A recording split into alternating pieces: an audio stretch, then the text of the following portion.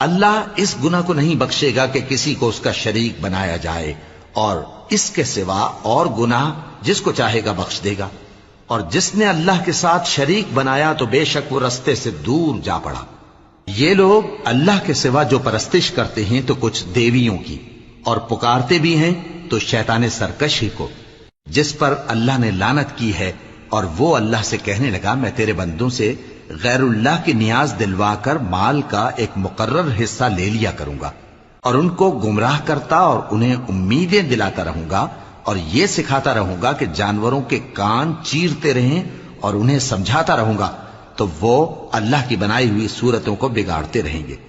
اور جس شخص نے اللہ کو چھوڑ کر شیطان کو دوست بنایا وہ صاف صاف گھاٹے میں رہا۔